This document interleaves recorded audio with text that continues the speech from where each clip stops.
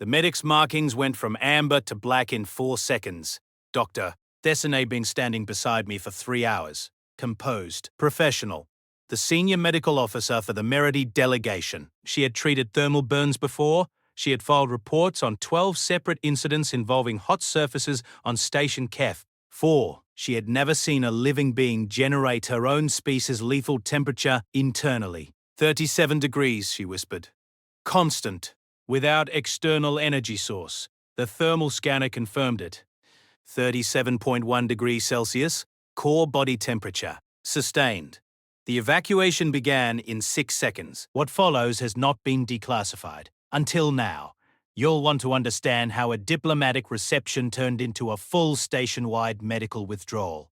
Because the human who caused it, she was serving soup. The reception hall on Station Keth, 4, was climate-controlled to 19.2 degrees Celsius. That number represented weeks of negotiation, 12 delegations, 12 temperature comfort ranges. The Solvari required 14 degrees Celsius.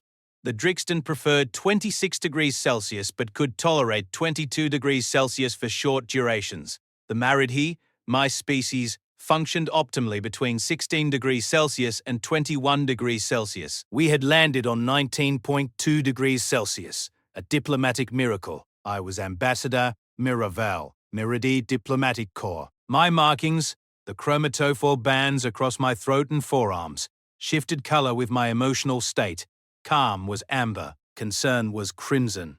Maximum alarm was black. At 19.2 degrees Celsius, my markings were a steady gold. The event was a trade reception. Nothing remarkable. Standard protocols. Standard food. The station's kitchen staff had been preparing for 3 days. I did not know the cook's name yet. Nobody did. She was background staff.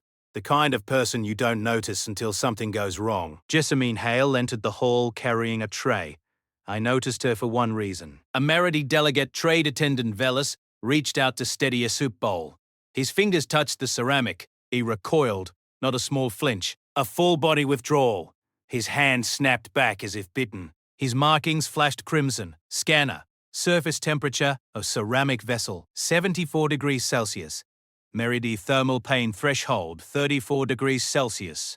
Subject has experienced contact with object exceeding threshold by 40 degrees. Recommended immediate cooling of affected tissue. 74 degrees. The soup was 74 degrees. Velas was already pressing his hand against a chilled glass. His skin was red. Not his markings, his actual skin.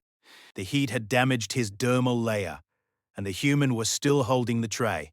Bare-handed, no gloves, no thermal protection, her fingers wrapped around the same ceramic that had just burned a Merity delegate through contact lasting less than 1 second. Human dermal temperature tolerance exceeds Merity by minimum 40 degrees. Correction? Human dermal temperature tolerance exceeds Merity by unknown margin. Subject shows no sign of discomfort. Subject is smiling. Sorry about that, the human said. The bowls hold heat longer than I expected. Her name was Jessamine Hale. Ship's cook. Station Keth, 4 kitchen staff. 3 hours on shift. She had just apologized for serving food at a temperature that would cause third-degree burns on my homeworld. The diplomatic reception continued.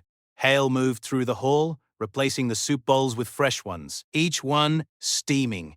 Each one 74 degrees Celsius. Each one carried bare-handed. A Solvari delegate, Ambassador Theron, raised a handheld scanner, pointed it at the soup. Scanner. Solvari analysis concludes. Concentrated thermal bioweapon in ceramic delivery system. Molecular structure indicates organic origin. Reclassification. Food? It's just minestrone, Hale said. Want some bread with that? Just minestrone. I approached her. My markings were amber now. Not calm amber, but alert amber, a kind of shift that happens when your hindbrain recognizes a threat before your forebrain names it. Your food? I said. How is it heated? Hale looked up. Casual. Just a standard oven. 200 degrees. Nothing fancy. 200 degrees Celsius. Standard. Alert. Dr. Jarji. Thesane has activated thermal imaging. Alert. Dr. Thesane is approaching the human with medical equipment. Alert. Dr. Jarji. Thesane's markings have shifted from amber to... I didn't finish the thought. The scanner beeped. Thessan was already pointing it at Hale's torso. The reading came back in under 2 seconds. 37.1 degrees Celsius. Dr. Tude, Thessan's hand trembled. Not from fear, from biological impossibility. A Meridie at 37 degrees Celsius would be dead. Their proteins denature at 24 degrees Celsius. Cellular membranes lose integrity at 26 degrees Celsius. At 30 degrees Celsius, the nervous system begins firing randomly. Pain signals with no source, motor commands that never reach muscles. At 37 degrees Celsius, a Meridie is a chemical disaster. Enzymes unravel. DNA melts. The body becomes soup. 74 degrees soup. My hindbrain supplied unhelpfully. This human was walking around at denaturation temperature, functioning, noi, talking, smiling about bread. Is something wrong? Hale asked. Her voice was confused, genuinely confused. She had no idea that her baseline biology was a medical emergency for every Meridie within 10 meters. Scanner, core temperature confirmation, 37.1 degrees Celsius. Sustained metabolic generation detected. Subject produces approximately 80,100 watts of continuous thermal energy. In enclosed spaces, subject measurably raises ambient temperature.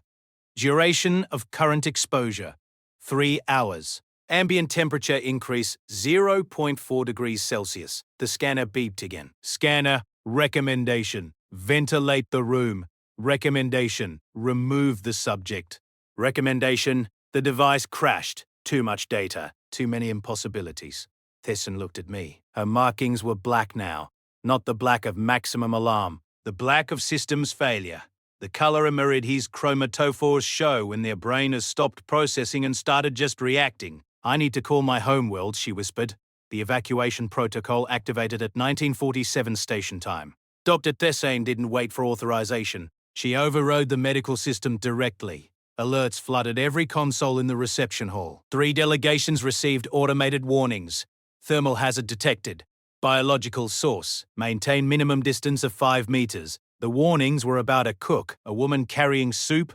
Hale stood in the center of the hall, tray still in her hands, watching delegates pack their equipment. She looked at me. Did I do something wrong? A species that maintains 37 degrees Celsius baseline could survive temperature ranges that would? No.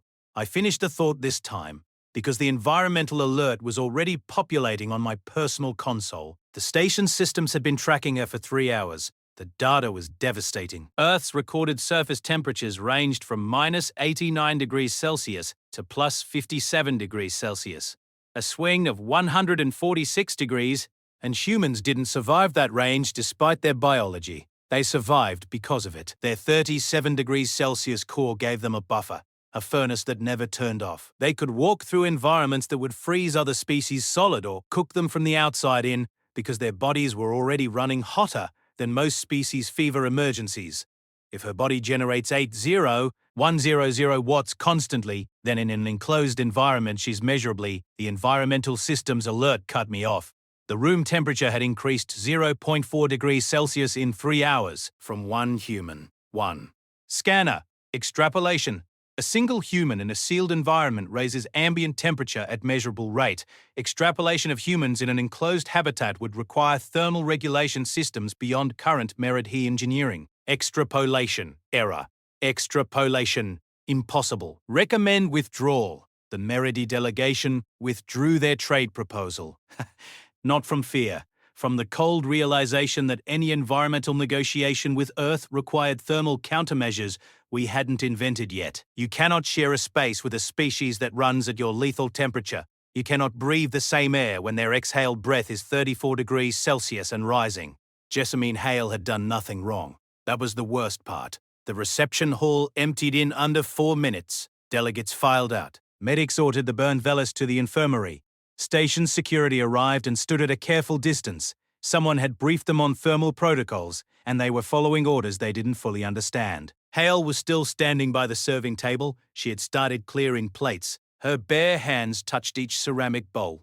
74 degrees, the same temperature that had sent Velas to medical treatment. She stacked them on a tray, carried them toward the kitchen door. Mirabelle watched from the doorway. The human stopped, turned.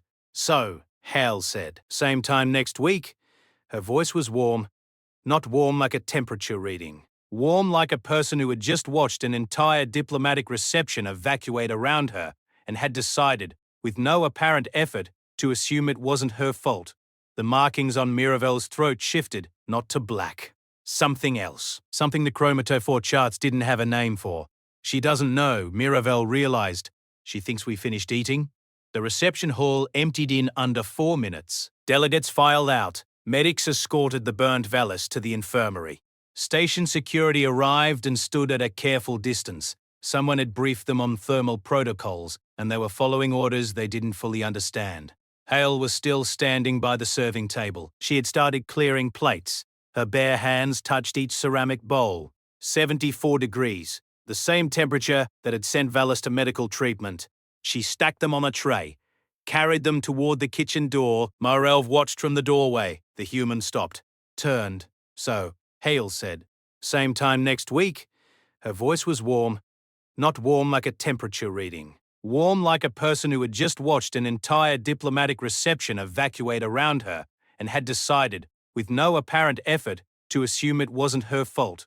The markings on Miravel's throat shifted, not to black. Something else. Something the Chromatophore charts didn't have a name for. She doesn't know, Miravel realized. She thinks we finished eating.